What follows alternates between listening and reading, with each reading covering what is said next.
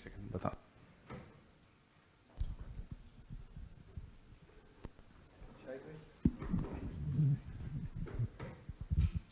साइम, बहुत बड़ा match Pakistan India का 2 दिन बाद आने वाला है, तो कुछ आपकी फॉर्म भी लैक कर रही है, तो कप्तान तो ये उस दिन कह रहे थे कि मेरे वो प्लेयर्स जो पिछले मैचों में स्कोर नहीं करते रहे, उनको हमने ये टास्क दिया या उनसे एक्सपेक्ट कर रहे हैं कि वो अब बड़े मैचेस में एशिया कप में परफॉर्म करेंगे।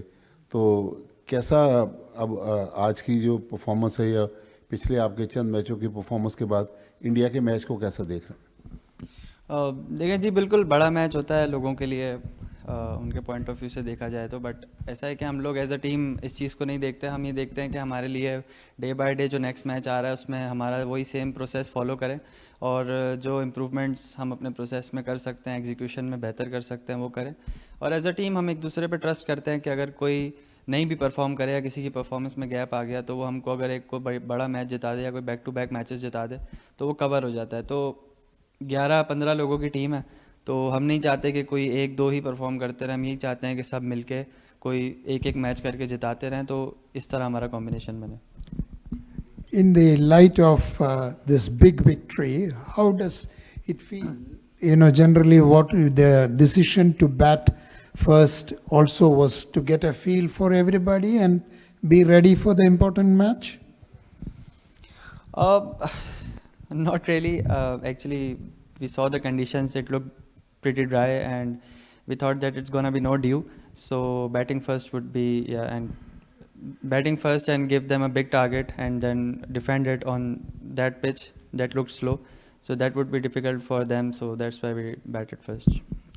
साइम, वो जो न्यूयॉर्क में मैच हुआ था T20 वर्ल्ड कप, गालिबन आपको नहीं खेले थे, तो आप बेंच पे बैठ के कैसा लगा कि पाकिस्तान 120 नहीं चेस कर सका और वो लास्ट मैच था इंडिया से T20? सर, उस बात को तो कोई 1.5 साल हो गया। उस वक्त आप पूछते तो मैं आपको बताता कैसा लगा।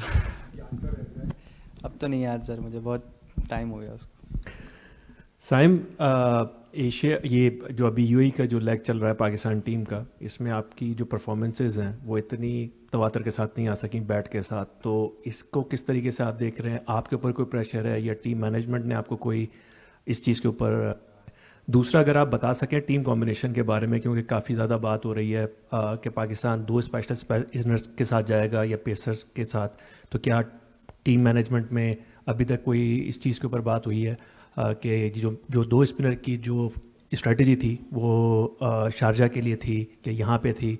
क्योंकि इंडिया के ख़िलाफ़, इंडिया की बैटिंग के ख़िलाफ़ Faheem Ashraf as a second pacer, आपको लगता है कि वो बहुत ज़्यादा रिस्की स्ट्रेटजी नहीं होगी, या उस बारे में अगर आप कुछ कहना चाहें तो? Thank you. First of all तो जैसे मैंने कहा कि हम लोग एज अ टीम एक दूसरे पे सब ट्रस्ट करते हैं, और it's a long term process कि हम लोग सारे एक दूसरे को ट्रस्ट करके लेके चल रहे हैं कि प्लेयर्स कॉन्फिडेंस में रहें और बारी बारी से सब लोग मैच जिताएं। तो ये तो लाइक हमारे हाथ में सिर्फ एफर्ट करना ही होती है, एंड देन रिजल्ट तो कोई भी नहीं बता सकता कि इन दी एंड ऑफ द डे कौन परफॉर्म करेगा। दूसरी चीज़, जहाँ तक आपने कॉम्बिनेशन की बात की, तो यू कैन सी हम लोग कंडीशंस असेस करने की कोशिश करते हैं जब मैच डे पे। इट्स अबाउट द डे के पिच कैसा दिख रहा है। अगर ज़्यादा ड्राई लगता है, हमको लगता है कि स्पिनर्स, तो then we go for 3 spinners.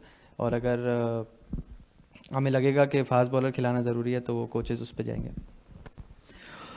Saim, बड़ी अच्छी बात है कि आप टीम वर्क की बात कर रहे हैं कि 11 रुकनी टीम है, हर किसी को रिस्पॉन्सिबिलिटी लेनी चाहिए, और ज़िंदगी का फ़लसफ़ा भी यही कहता है कि आज अगर ख़राब हुआ है तो भूल जाएं और कल के बारे में सोचें।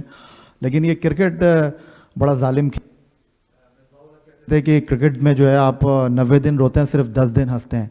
तो बहुत सारे ऐसे प्लेयर भी हैं जो परफॉर्मेंस करके टीम से बाहर हुए हैं। आप पाकिस्तान के एक टैलेंटेड प्लेयर हैं, लेकिन कहीं ऐसा लग रहा है कि आप बॉलिंग में जो है आपकी बैटिंग दबती जा रही है। सर, बॉलिंग और बैटिंग और फील्डिंग तीनों अलग चीज़ें हैं, और एज अ प्लेयर यही चाहते हैं कि जो रोल मिले उसको पूरी तरीके से अदा किया जाए।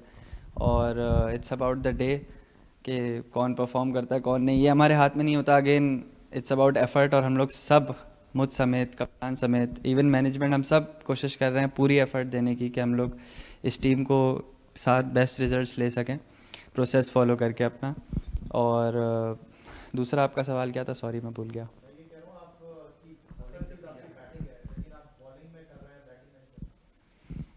जी मैंने आपको यही बोला ना कि जो रोल है उस पर हम एफ़र्ट कर रहे हैं और बाकी परफॉर्मेंस तो हमारे हाथ में नहीं है।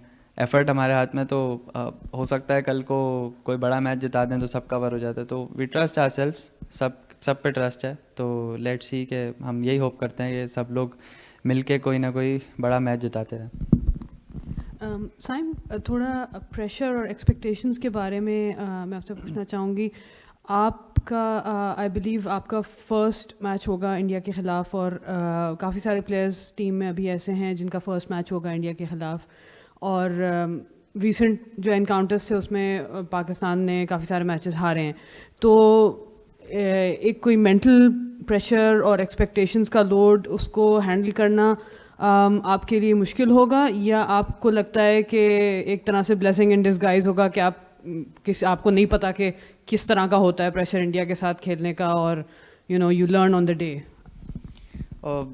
आई थिंक पिछले 3-4 महीने से हम लोगों की जो टीम कॉम्बिनेशन और मैनेजमेंट का यही मैसेज है सबसे ज़्यादा कि पास्ट से सीखना है और आगे बढ़ना है, एंड हमने पीछे को याद नहीं रखना है और आगे पे ज़्यादा फोकस नहीं करना है। ऑन द डे जो हमारा नेक्स्ट मैच है 1 by 1 उस पर फोकस करके चलना है, एग्जीक्यूशन हमने बेहतर करने की कोशिश करनी है, प्रोसेस को फॉलो करना है। सो इट्स नॉट अबाउट कि कल क्या हुआ था या कल क्या होगा, अभी हम क्या सबसे बेहतरीन कर सकते हैं एक दूसरे का साथ देकर, वो सबसे ज़्यादा इम्पोर्टेंट है हमारे लिए। हाल में जो है पाकिस्तान ने अपनी क्रिकेट रिब्रांड की है, they are playing fearless cricket. आपको लगता है आप इंडिया के अगेंस्ट फियरलेस क्रिकेट खेल पाएंगे given the quality of Indian opposition, आपका जो ऑपोजिशन है उसकी क्वालिटी को देखते हुए? सर हम कोशिश करते हैं कि सबके अगेंस्ट फियरलेस क्रिकेट खेलें। Sam, as it was mentioned, आपका पहला गेम होगा अगेंस्ट इंडिया आई थिंक, तो जस्ट मतलब रिसेंट ईयर्स में इंडिया पाकिस्तान आपके लिए पर्सनली कैसा सिग्निफिकेंस है? What are your recent memories of the clash? And sir memories क्या मैटर करती हैं, अब तो ये टूर्नामेंट है, ये सबसे ज़्यादा मैटर करता है। ये टूर्नामेंट हमने जीतना है। We are not just looking forward to Pakistan India match, we are looking forward to win the tournament. Sam, just want to take you back to earlier this year. You had a very freak injury. Just want to ask you about the mental toll it took on you. What did you do to kind of come out of that phase, and how challenging was it? And has that kind of changed the outlook towards the way you think and think about the game?